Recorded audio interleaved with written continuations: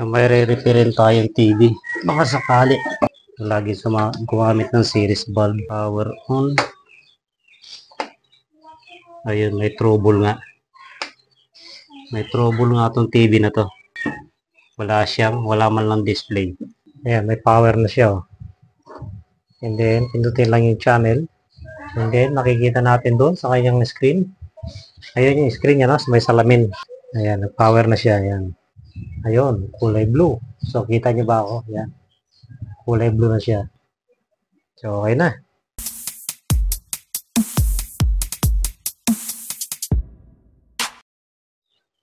May re-referin tayong TV.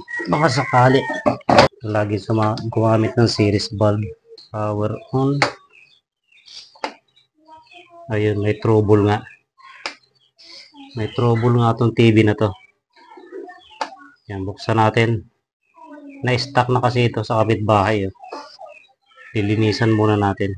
Oh, may trouble nga siya. Wala man lang display. Wala man lang horizontal o vertical. Wala rin siyang raster. Ayan oh. Halos wala lahat. So, bubuksan natin. Subukan natin ayusin.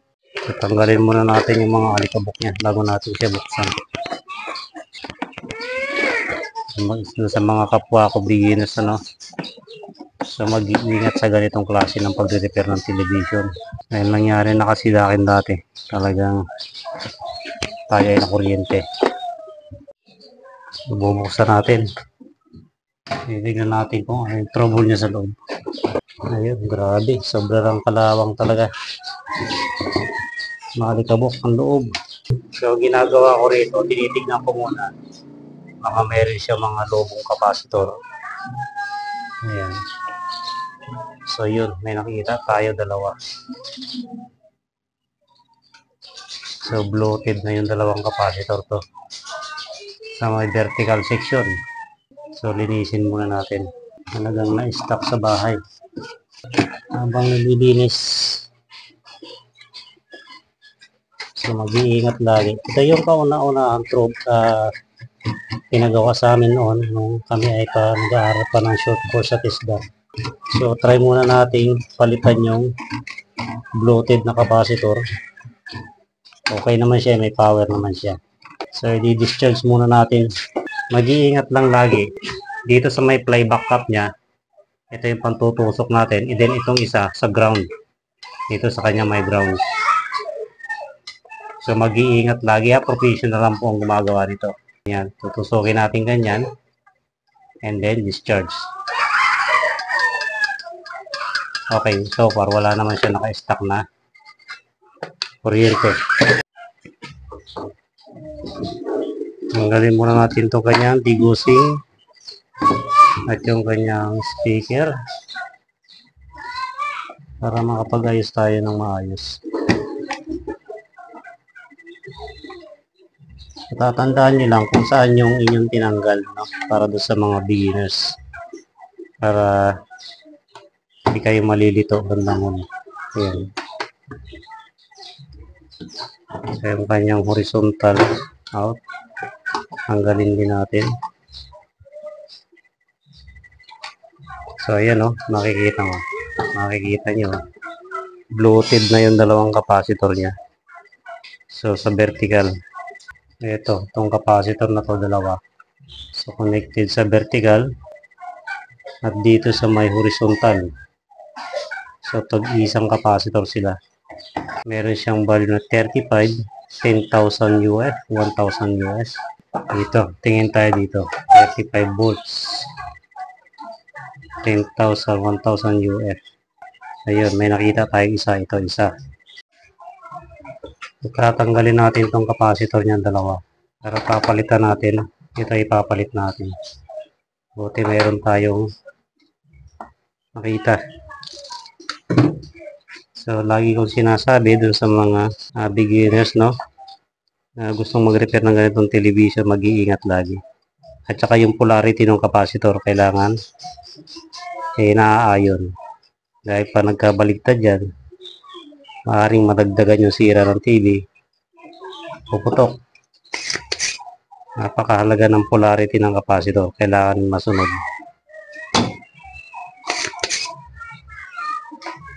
Sa pagre-repair ng ganitong television, no, kailangan talaga meron tayong basic background ng basic electronics. Ganun ang una kong ginagawa. Kailangan sa pagdadiagnose ng TV, tignan mo muna yung mga piyesa niya. Baka sakali kasi may mga sira agad na makita, mapalitan agad natin. And then kung ayaw pa rin talaga niya, ayan, kita nyo, lumubo siya. Para na naging puto. So, dalawa siya. Dalawang capacitor. Sana nga ito lang ang kanyang sira. So, sa kapwa ko beginners, kaya mahalagang pag-aralan natin yung basic electronics. Ayun, makikita mo yung sign ng capacitor.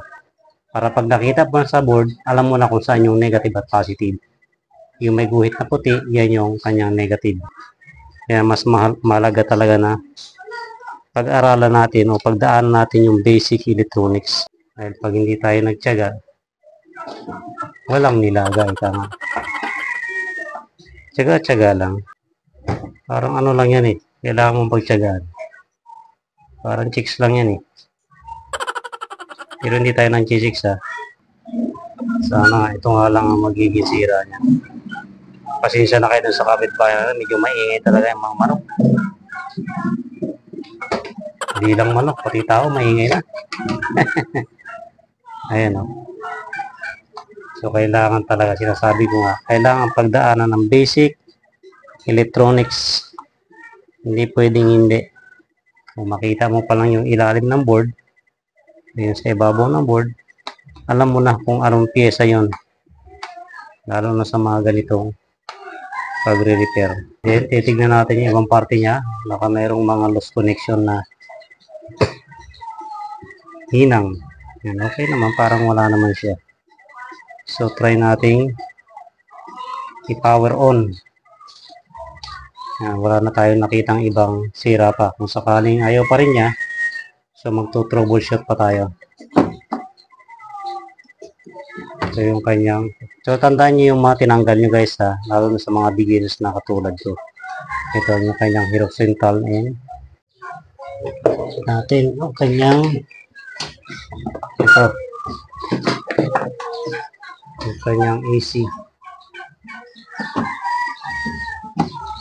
at saka itong kanyang tigusin. So laging gagamit ng series bulb.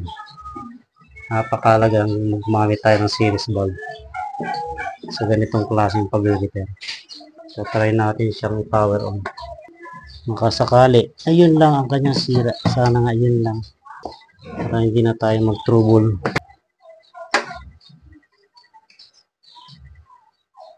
So, mayroon pa rin. Parang mayroong heater. So, wala pa rin. So, troubleshoot tayo. So, may nakita tayong sunog dito sa may parting horizontal out niya. Itong transformer na maliit.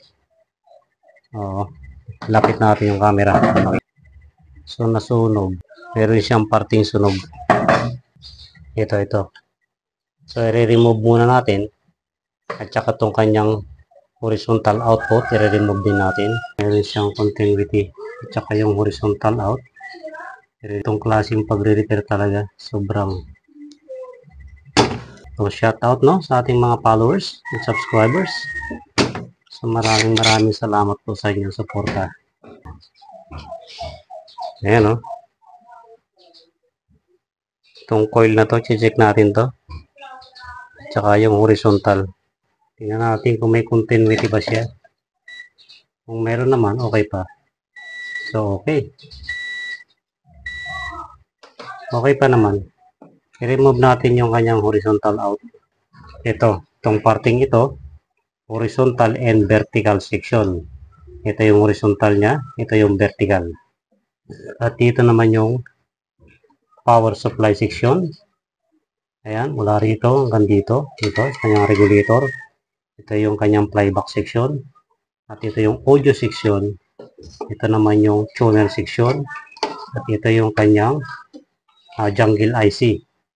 Kumbaga, ito yung kanyang pinaka system. Ito yung kanyang system. Siya nagsasabi ng function ng lahat ng television. And then, audio video. Check natin ito. Kanyang.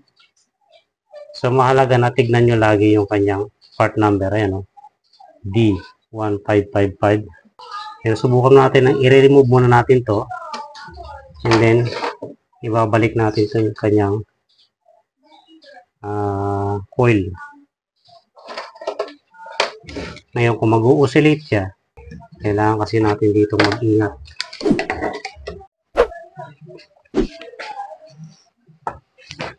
Ayun, no? Nakita rin natin yung sira niya.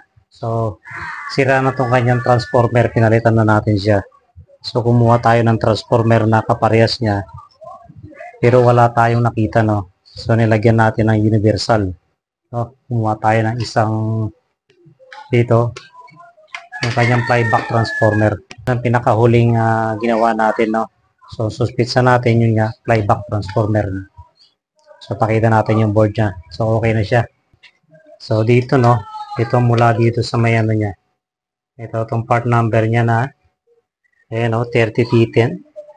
3010. So, hindi masyadong makita yan. 3010 ang kanyang part number. So, mayroon siyang pin out na 2, 4, 6, 8, 10. And then, yung pinalit natin ay yung universal. 1010A. So, yun ang universal, ano? Universal flyback transformer, ano? Yung 1010A. Yan, pares naman yung data niya. Mula dun sa may, ano. So, mula rito, no? Kanyang 180. Sa first pin niya, 180. Sa kabilang pin. So, parehas din siya. And then, pangalawa, yung ABL. And then, pangatlo yung heater. Pang-apat yung ground. So, yung kanyang B plus ay yung mula rito sa may kanan. 1, 2, 3, 4. B plus niya. So, parehas na parehas siya. Kailangan ay magkaparehas yung data niya, no? Sa mga kapwa ko baguhan na gusto magpalit. So, power on natin. Para makita yung kanyang display. So, direkta na natin to sa 220. So, okay naman doon sa test bulb. Ayan, may power na siya. Oh. And then, pindutin lang yung channel. Ayan, okay na. Nagdilaw na siya. Kulay dilaw na. And then, nakikita natin doon sa kanyang screen. Ayan yung screen niya, no? May salamin.